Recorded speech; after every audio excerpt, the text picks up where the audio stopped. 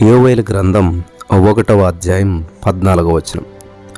ఉపవాస దినము ప్రతిష్ఠించుడి, వ్రత దినము ఏర్పరచుడి, యెహోవాను బ్రతిమాలుకొనుటకై పెద్దలను దేశంలోని జనులందరినీ మీ దేవుడైన యెహోవా మందిరంలో సమకూర్చుడి.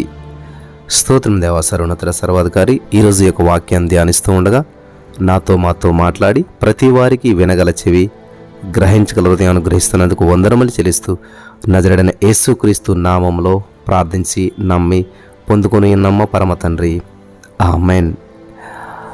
ఇక్కడ యోవేలు ప్రవక్త ద్వారా దేవుడు సెలవిస్తున్న మాట ఏంటంటే, ఉపవాస దినమును ప్రతిష్ఠించుడి. హల్లెలూయా. శాంటిఫై ఏ ఫాస్ట్ అంటే ప్రతిష్ఠిత చేసుకోవాలంట, వ్రత దినాన్ని ఏర్పాటు చేసుకోవాలంట. ఇక్కడ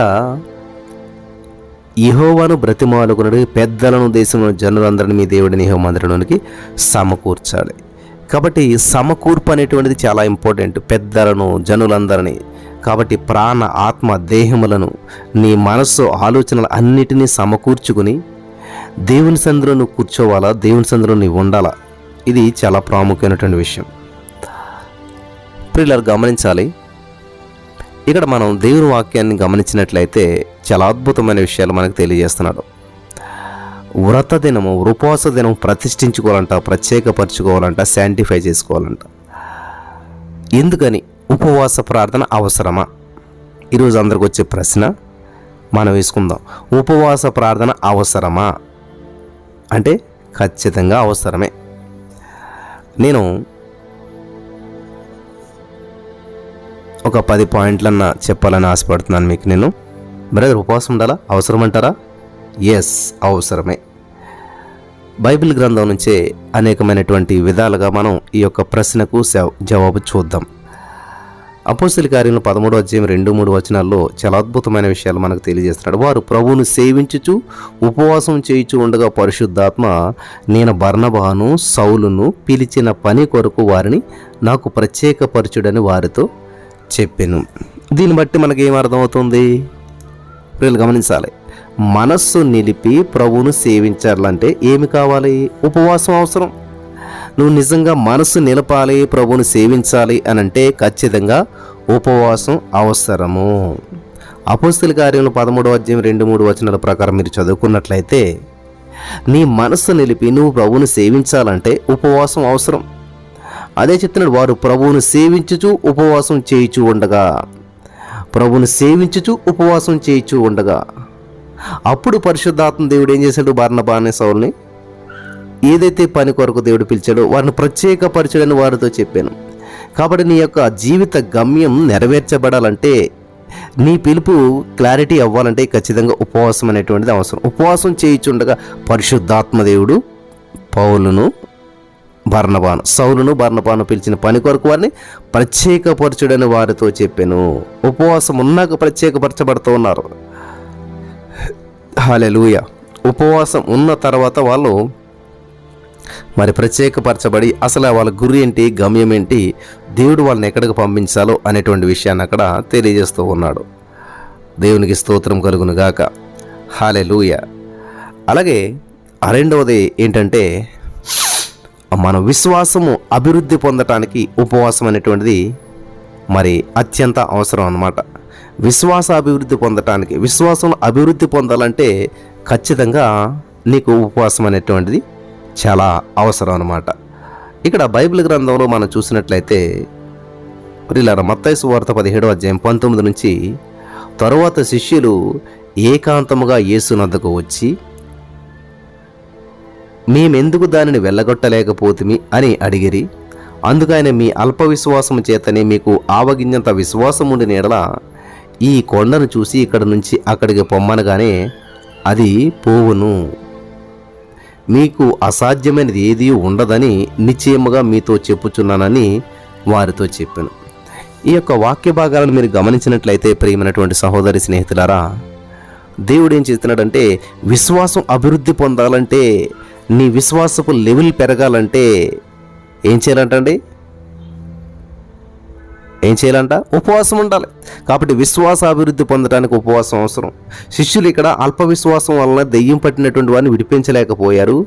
ఆ సందర్భంలో ప్రభు వారు ఏం చెప్తున్నాడు? ప్రార్థనా విశ్వాసం వలన మీకు అసాధ్యమైనది ఏదీ ఉండదని చెప్పి అక్కడ యేసుక్రీస్తు ప్రభువారు చెప్తున్నటువంటి సందర్భాన్ని మనం చూస్తూ ఉన్నాం.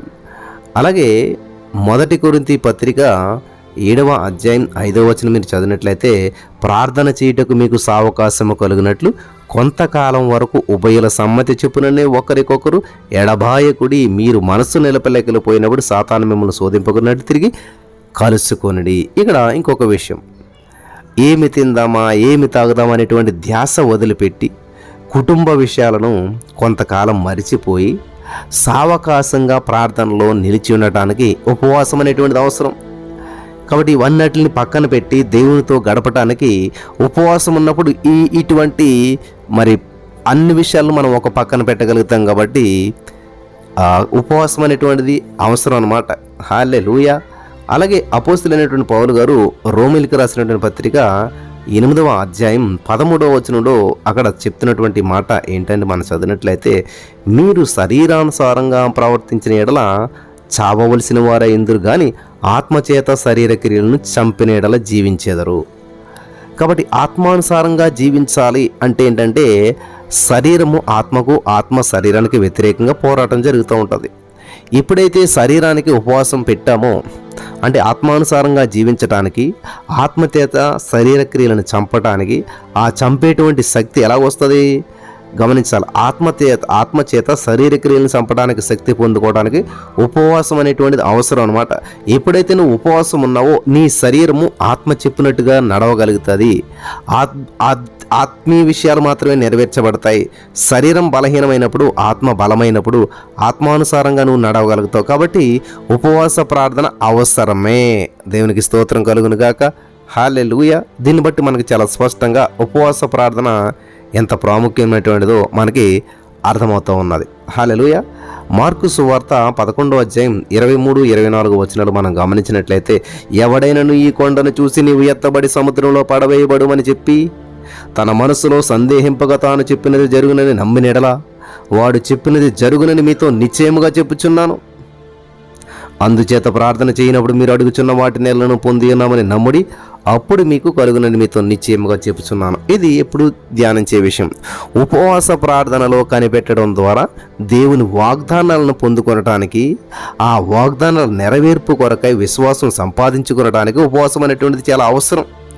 వాగ్దానం పొందుకొనడం మాత్రమే కాదు, ఆ వాగ్దానం నెరవేర్చబడటానికి ప్రియులారా మరి విశ్వాసం సంపాదించుకొనడానికి ఉపవాసం అనేటువంటిది చాలా అవసరం, చాలా అవసరం.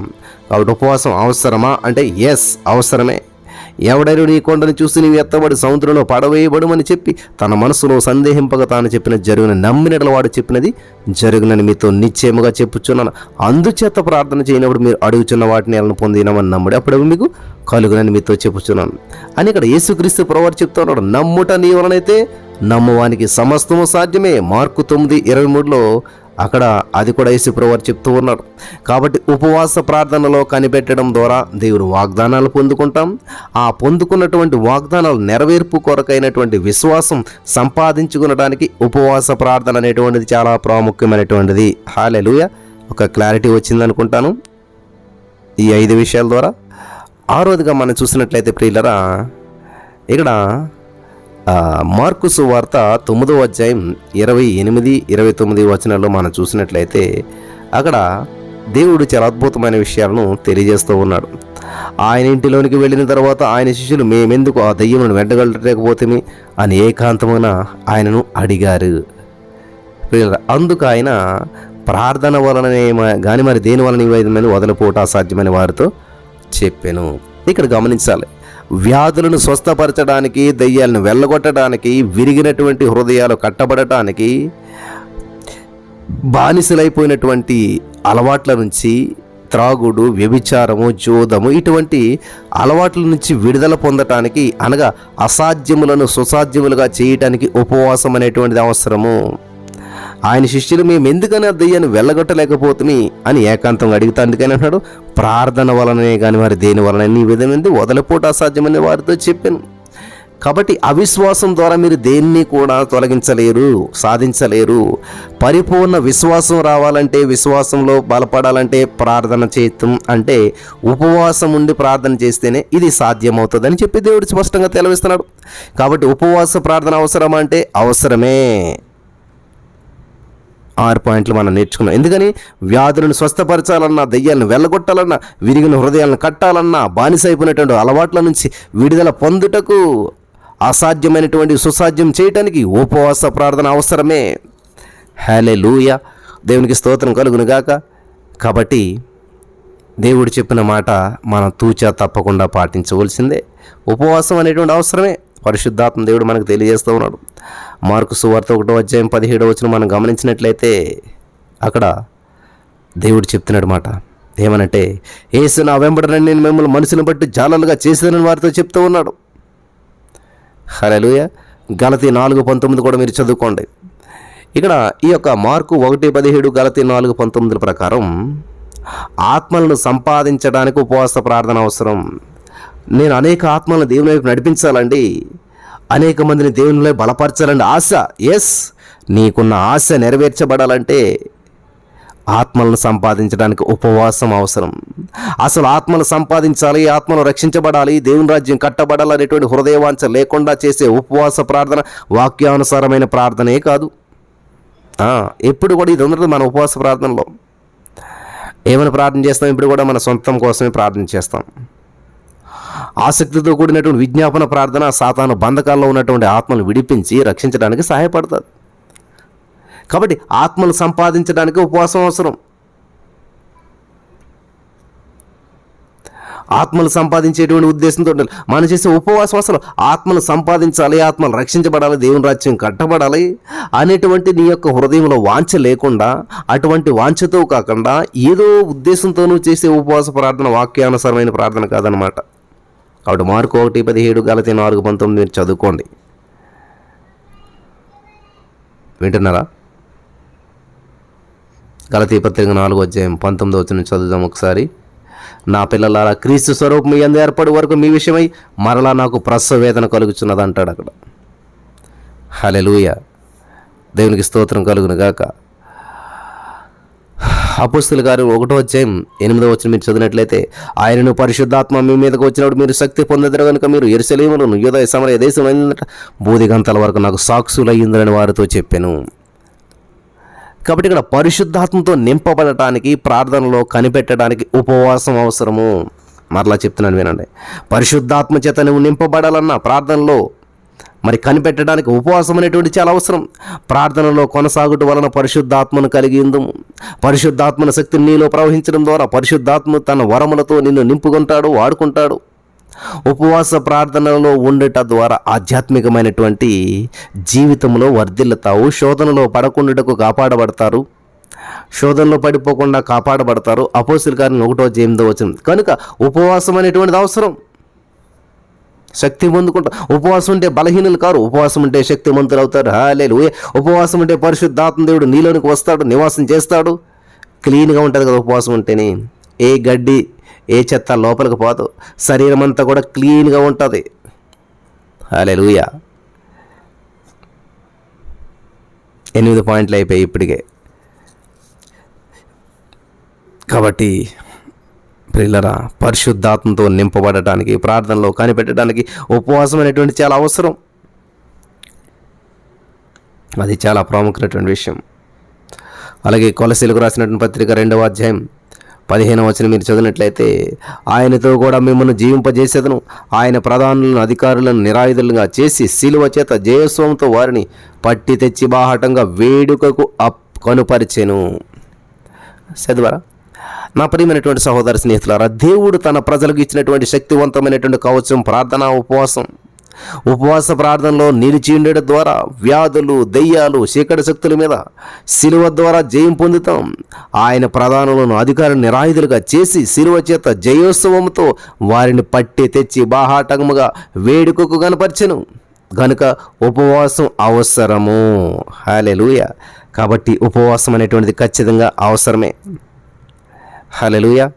దేవునికి స్తోత్రం కలుగును గాక. చాలామందికి ఉన్న ప్రశ్న క్లారిఫై ఉంటుంది. ఉపవాసం అవసరమేనా? ఎస్, ఖచ్చితంగా అవసరమే ఉపవాసం. 85వ కీర్తన 6వ వచనం, నీ ప్రజలు నీ యందు సంతోషించినట్టు నీవు మరలా మమ్మను బ్రతికింపవా అని అడుగుతూ ఉన్నాడు. కాబట్టి ఉపవాస ప్రార్థన అన్నిటికంటే ముఖ్యంగా నిన్ను నీవు తెలుసుకుంటావు. హల్లెలూయా. వీళ్ళు గమనించాలి, నిన్ను నీవు తెలుసుకుంటావు. నీ బలహీనతలు ఎరుగుటకు సహాయపడుతుంది. నీ ప్రేమహీనతను, బాధ్యత రాహిత్యాన్ని బయలుపరుస్తుంది ఉపవాసం. అంతేకాకుండా ఉపవాస ప్రార్థన నీ ఆత్మను ఉజ్జీవింపచేసి నీ మనసును సిద్ధపరిచి నీకు స్వస్థతను అనుగ్రహిస్తుంది. కాబట్టి ఒక వ్యక్తి భక్తిని, శక్తిని సంపాదించుకునడానికి ఉపవాస ప్రార్థన అనేటువంటిది ఎంతో అవసరము. హల్లెలూయా. దేవునికి స్తోత్రం కలుగును గాక. నీవు మళ్ళా మమ్మను బ్రతికించవా, నీ యందు సంతోషించినట్లు నీవు మమ్మల్ని బ్రతికించవా అంటున్నాడు. కాబట్టి నిన్ను నీవు తెలుసుకోవడానికి, నీ బలహీనతలను ఎరగటానికి సహాయపడేటువంటిది ఉపవాస ప్రార్థన. నిన్ను శక్తిమంతునిగా చేసేది ఉపవాస ప్రార్థన. హల్లెలూయా. ఉపవాస ప్రార్థన అవసరమా అంటే ఎస్, అవసరమే. మనసు నిలిపి ప్రభును సేవించడానికి ఉపవాసం అవసరం. విశ్వాసాభివృద్ధి పొందడానికి ఉపవాసం అవసరం. ప్రియులారా గమనించాలి, ఇది చాలా ప్రాముఖ్యమైనటువంటి విషయం. ప్రార్థనలో నిలిచిండేటకు ఉపవాసం అవసరం. ఆత్మానుసారంగా జీవించడానికి, ఆత్మచేత శరీర క్రియలను చంపు శక్తిని పొందుకోవడానికి ఉపవాసం అవసరం. ఉపవాస ప్రార్థనలో కనిపెట్టడం ద్వారా దేవుని వాగ్దానాలను పొందుకొనడానికి, ఆ వాగ్దానాలు నెరవేర్పు కొరకైన విశ్వాసం సంపాదించుకునడానికి ఉపవాసం అవసరం. వ్యాధులను స్వస్థపరచడానికి, దయ్యాలను వెళ్ళగొట్టడానికి, విరిగిన హృదయాలు కట్టబడటానికి, బానిసైపోయినటువంటి అలవాట్ల నుంచి విడుదల పొందుకోవడానికి, అసాధ్యమైనటువంటి సుసాధ్యం చేయడానికి ఉపవాసం అవసరం. ఆత్మను సంపాదించడానికి ఉపవాసం అవసరం. హల్లెలూయా. దేవునికి స్తోత్రం కలుగును గాక. అలాగే ప్రియులారా, సాతాను బంధకాల్లో ఉన్నటువంటి ఆత్మను విడిపించి రక్షించడానికి ఉపవాస ప్రార్థన అవసరం. పరిశుద్ధాత్మతో నింపబడటకు, ప్రార్థనలో కనిపెట్టేటకు ఉపవాసం అవసరం. హల్లెలూయా. దేవుడు తన ప్రజలకు ఇచ్చిన శక్తివంతమైనటువంటి కవచం ప్రార్థన, ఉపవాసం. కాబట్టి ఉపవాస ప్రార్థన అన్నిటికంటే ముఖ్యంగా నిన్ను నీవు తెలుసుకునేటకు, నీ బలహీనతలు ఎరుగుటకు సహాయపడుతుంది. కాబట్టి ఒక వ్యక్తి భక్తిని, శక్తిని సంపాదించుకునేటకు ఉపవాస ప్రార్థన ఎంతో అవసరం. అర్థమైందా? అవసరమా అన్నది దేవుడి మాట ద్వారా బలపరచును గాక. ఆమేన్.